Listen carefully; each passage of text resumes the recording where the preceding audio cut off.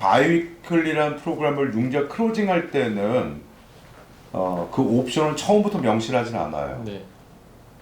끝나고 난 손님들한테 꼭 메일이 따로 갑니다. 바이위클로 해드릴까요? 라고. 뭐 어떤 수수료나 이런 거는 그런 건 비용이 없습니다. 드는 거는 근데 없고요. 왜 그렇게 할까요? 왜 모게지 페먼트를 받는 랜더들이 왜 크로징이 끝나고 난 다음에 손님들을 바이위클리를 하게끔 유도를 할까요?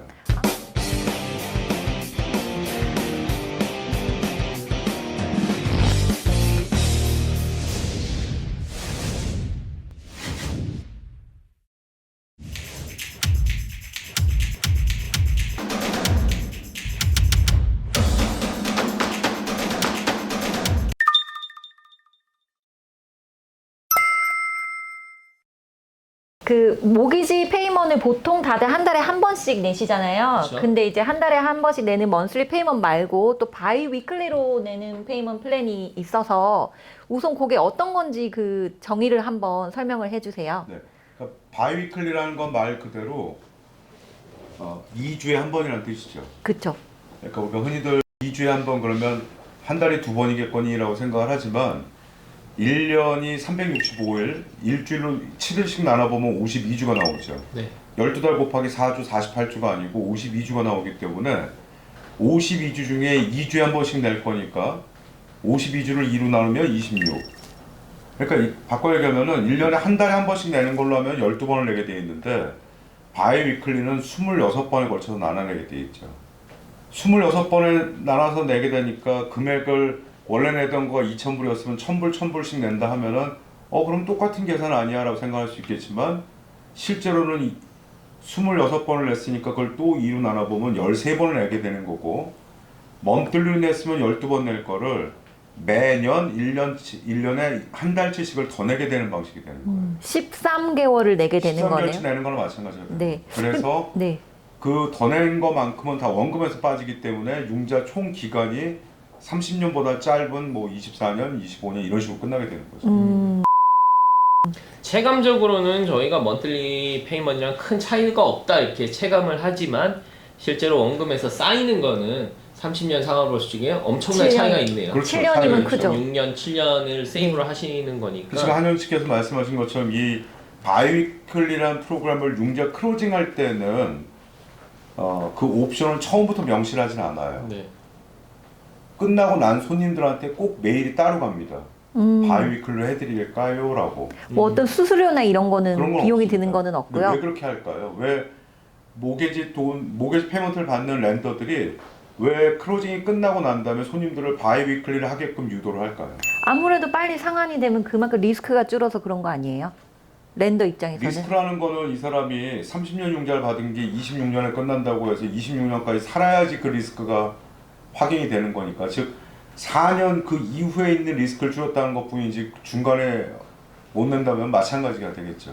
근데 이유가 따로 있습니다. 이게 바이위클리로 얘네들이 유도하는 이유 광고에 그렇게 써 있죠. 더 빨리 끝나게 되고 그 빨리 끝난 것만큼을 네가 세이브하는 거다라고 지금 광고를 하죠. 이 이유는 어떤 거냐면요. 매달 모게지 페이먼트는 매월 1월 1일, 2월 1일, 3월 1일, 1일부터 15일까지 그레이스 피리어드라는 걸 줘요. 네. 유예 기간을 줍니다. 그러니까 예를 들어서 1월 1일 날 내가 페이먼트를 냈고 2월 달치는 내가 살짝 힘들어 갖고 2월 15일 날 내도 페이먼트가 그때 빠져나가면 페널티를 못 받게 돼 있어요. 네. 법적으로. 그럼 45일이 걸렸죠.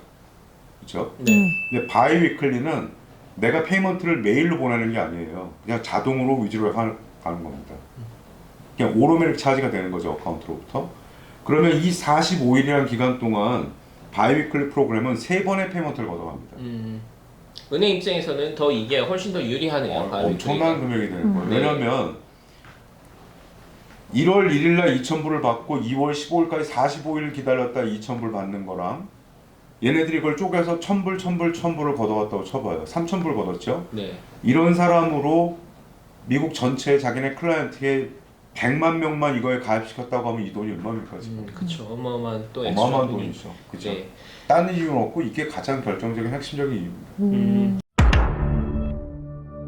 이거는 만약에 손님이 클로징 후에 바이 위클리로 이제 페이먼트를 하겠다라고 이제 공지를 이렇게 표시를 해서 보낼 경우에 상황에 따라서 또 먼틀리가 더 편해지시는 상황이 있으시잖아요. 그렇죠, 네, 그렇죠. 이거는 얼마든지 체인지가 가능한 건가요? 그러니까 보통 모게지 스테이먼트에 보면은 거기에 원래 내야 되는 원금과 이자, 인슈런스, 그다음에 세금 그리고 모게지 인슈런스가 있다면 이 네 가지를 합해서 먼틀리 페이먼트가 뭐 2,000불이면 2,000불 딱 정해지죠. 네, 근데 내가 매월 바이클리나 이런 걸 가입하지 않고 3,000불을 그냥 보낸다면 잉여로 더 보낸 1,000불에 대한 금액은 무조건 원금에서 빠지는 거예요. 네, 지금 말씀드린 것처럼 1년에 12번 낼 걸 13번 냈기 때문에 빨리 끝나는 것 뿐이거든요. 그렇다면 내가 여유가 있는 달에 그냥 더 보내는 방식을 택하는 게 훨씬 안전하다고 볼 수 있는 거죠.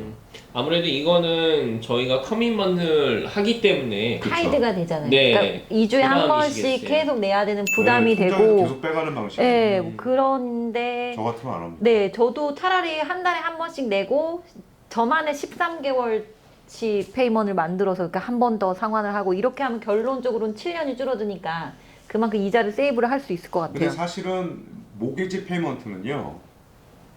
굳이 페이먼트를 이제 뭐 우리 비단 한국 분들뿐만 아니라 모든 사람이 빚을 갖는다라는 거에 즐거울 수는 없는 건데 내가 여윳돈이 있으니까 내가 추가로 조금 더 미리 갚아놔야겠어라고 하는 게 나쁘진 않습니다만 그 돈에 대한 효율성적인 면에서는 사실은 손해인 겁니다. 그렇죠.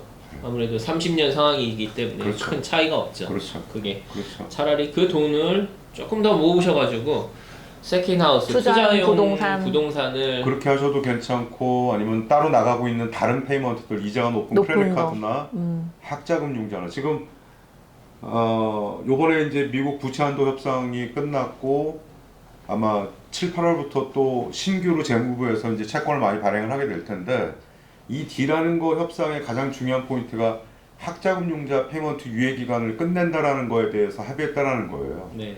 이제 9월부터는 학자금융자의 페이먼트가 이제 시작되는 겁니다. 이게 사실 젊은 분들, 이 학자금융자에 또 갖고 계시는 분들한테는 아마 적지 않은 스트레스 및 이게 될 텐데 어떤 면에서는 이게 인플레이션이 조금이라도 낮아지게 하는 거에 대한 도움이 될 수도 있기 때문에. 네. 이렇게 바이 위클리 편지를 받으신 분 같은 경우는 굉장히 이게 좋은 옵션인가 많이도 궁금해 하실 것 같아요. 네. 네, 그래서 방금 말씀하신 것처럼 이렇게 커미먼트를 갖고 좀 의무감을 갖고 그쵸. 상환을 하시고 싶은 분들은 굳이 좋은 그렇게 할 플랜이 필요가 될 없이. 수도 네, 있는데 그렇죠. 네. 같은 효과로서 그냥 12개월 먼슬리 페이를 하시고 엑스트라로 뭐 연말이나 이럴 때 맞습니다. 그 원먼스를 그냥 더 내시는 게 이제 더 나은 거죠. 똑같은 그쵸. 효과인 거죠. 네. 네. 어떤 상황에서는 오히려 또 바이 위클리가 조금 더 유리할 수 있는 것 같은데 그런 분 같은 경우는 이제 고정적으로 수입이 이제 월급을 받으시는 분들이나 이런 분들 같은 경우 오히려 이렇게 바이 위클리로 그냥 페이먼을 하시는 그렇죠. 것도 뭐 다른 융자가 없고 뭐 저축의 경제적으로 개념으로 좀 여유가 많이 예, 있으시거나 다른 특별한 빚이 없으시다면 그게 맞는 거고요. 만약에 이분이 조금이라도 크레딧 카드나 나가는 이자 붙는 게 있다면 사실 그걸 먼저 갚아야 되는 게 맞습니다. 그러네요. 네. 오늘 많이들 이렇게 궁금해 하시고 또 이제 클로징 후에 은행에서 편지를 받으신 분들 이런 거에 대해서 많이들 또 연락이 오셔가지고 저희가 또 론형께 네. 한번 물어보는 여쭤봤습니다. 시간을 가졌습니다. 또 그 외에 궁금하신 거 있으시면은 저희 댓글이나 이메일 보내주시면은 또 좋은 영상으로 저희가 또 한번 준비를 해보도록 하겠습니다. 지금까지 애틀란타 부동산 대통령 한현이었습니다. 성공의 다른 이름 이솔 부동산이었습니다. 론형이었습니다. 감사합니다.